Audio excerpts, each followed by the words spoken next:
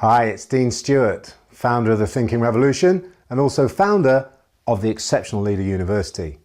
And in this episode, we're going to be talking about personal mastery. Now, personal mastery is all about how you show up in the world. It's about how other people see you, and it's also about how you see yourself. So the essence of personal mastery is all about self-awareness. It's about the awareness that you have of how other people see you, how other people react to you, how other people respond to you, because there's a difference between reaction and response. And it's about how you see yourself. How do you really see yourself in those moments of reflection and possibly doubt and anxiety? Because it's only when you've got a very strong level of self-awareness that you can truly appreciate and understand the impact that you have on the people around you. And ultimately, that's what leadership is about. So if you're going to be an exceptional leader, the first person that you have to be able to lead is yourself. Because if you can't lead yourself, you'll never be able to lead other people. And that's what personal mastery is all about. Because we don't really talk about self-leadership. And it's the concept of personal mastery which really captures the idea of self-leadership most effectively. So what do I mean by personal mastery? Well, personal mastery is about gaining a deep understanding of how you show up in the world. It's about understanding why you make the decisions you make, why you make the choices that you make, why you take the actions that you take, and why you behave the way you behave. So if you're not really clear about why you do the things that you do, what you can't be certain of is how other people are going to react or respond to you. And what it basically means is you don't really know how you show up in the world. And if you want to be an exceptional leader, you've got to have a clear idea of how you show up. Now let's get into this in a bit more depth. There's two dimensions to personal mastery. So I've just been talking about the dimension of how you show up. And then the other dimension is about what you do with the feedback that you get from the way in which you show up. So it's really important that you understand that those are two completely different things. Your ability to develop your personal mastery is dependent on two very fundamental things. Firstly, your self-awareness of how you show up. And secondly, your ability to take the feedback that the world gives you and that other people give you that enables you to fine-tune the decisions you make, the actions you take, and the behaviors that you manifest to the world.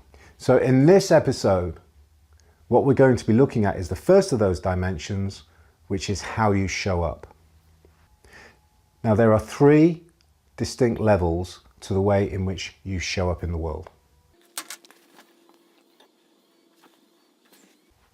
The first of these levels is the level of survival. And this is how most people show up in their leadership roles. Now, that could be in their leadership roles as a parent, as a friend, as part of the community, in the scout troop, running their local football team, or in the workplace. Because how you show up isn't a matter of what you do. It's a matter of who you are. So what does it feel like when your leadership style is being driven by your sense of survival? Well, first of all, the feeling of survival is triggered by factors such as uncertainty, when the company that you're working for or the situation that you're experiencing is very difficult to predict. And if that affects your career or affects your relationships, that's going to trigger uncertainty inside of you, and what will happen at a very basic emotional level, you will go into survival mode. Now, in survival mode, what happens is it becomes very difficult to trust people. So you can start questioning why people are doing things the way they do things, what are their motives, what's their agenda. The survival mode can also be triggered by that feeling of being out of your depth, when you're not sure of your own competence, your own ability to actually do the job that you've got. And when you're coming from a sense of survival, it becomes very difficult to be open with people, to share your thoughts, to listen to what ideas they might have and incorporate that into your thinking. So if you're a leader and you're coming from survival mode, the people that you are leading are potentially going to experience you as somebody who is not very trusting, not very open, not willing to share. And this can make it very difficult for them to find a way of working effectively with you. So becoming aware, developing that sense of self-awareness when you are coming from survival mode because you're feeling threatened, whether it's because of the uncertainty of what's going on in your environment, or whether it's because of feelings of uncertainty generated by perhaps your own feelings of your abilities, or your perhaps the way in which you're being challenged in the role that you've got. It becomes really important for you to recognize that feeling of survival and threat within yourself.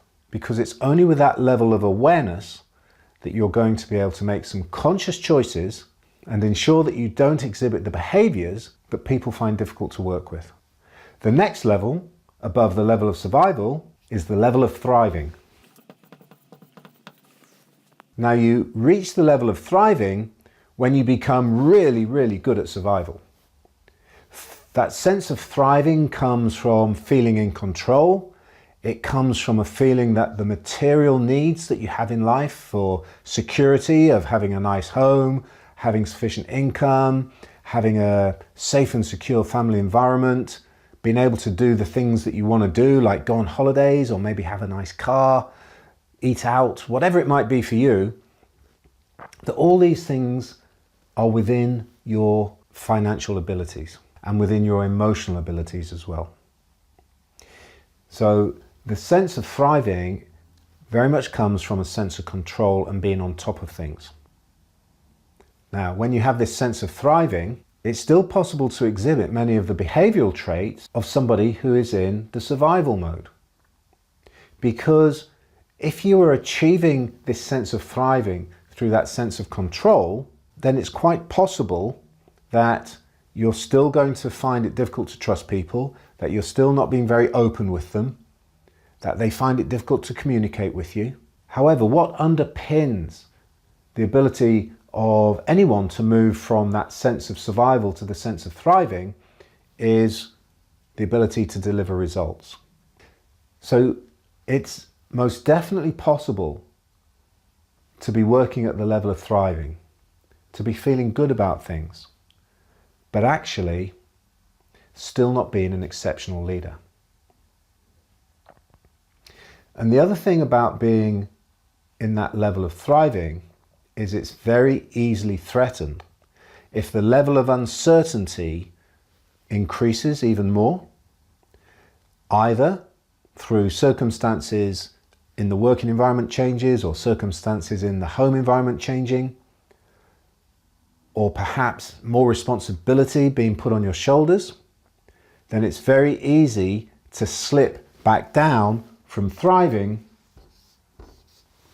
back down to survival.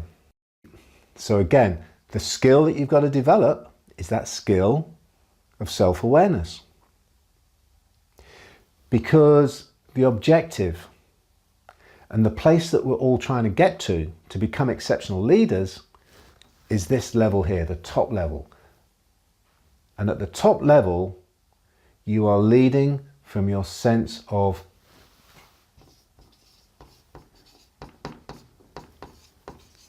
creation. This is where you go beyond the level of thriving, feeling that you've got everything that you need, to the point where you feel you are creating what you want. You're literally creating the results that you really want. At this level, you're going to be connected to your deepest and most powerful motivations. This might be known as coming from your purpose, coming from your sense of why. When you are leading from your level of creation, it's a completely different sense of energy. This is when you feel really driven. This is when you're motivated, even when things are going wrong. And things do go wrong, This is when you've got energy when other people are giving up. Now, what this can mean for the people that you're working with and living with is actually that it's a very high level of intensity. And it might not be comfortable for them. And probably one of the best examples to think of somebody who led from the level of creation is Steve Jobs. You know, we've seen the Hollywood films, we've perhaps seen some of his YouTube videos and the speech he gave at Stanford University. And they're incredibly motivating. But it's undoubtedly the case that he was an incredibly difficult person to work with. And yet he was leading at this highest level of creation. Now, when you're leading at this level, you've moved beyond a sense of needing to control other people to get what you want, to wanting to find people who want to be at the same level as you. And this is where it can be incredibly frustrating for people who are leading at this level, because it can be difficult to find people who are prepared to put that level of commitment in. You know, this can drive some very challenging behaviors. And the only way to overcome that is through this very heightened level development of your self-awareness. Because exceptional leaders achieve the results they really want, and they're able to do that and create an environment around them which is amazing for the people that want to be with them. So personal mastery is about developing the self-awareness of where you are with your leadership style at any moment in time. If you're feeling threatened, if you're feeling that there's lots of uncertainty in your life, then it's quite possible you're going to be down in the level of survival. And that's going to create certain behaviors, and that's going to trigger certain reactions from the people in your life, both at work and at home. If life is feeling good and you're at the level of thriving, that's great. But you need to develop the self-awareness to know whether that sense of thriving is coming from a deep-seated control of your environment. Because when you try and control your environment, that will only work to a certain degree.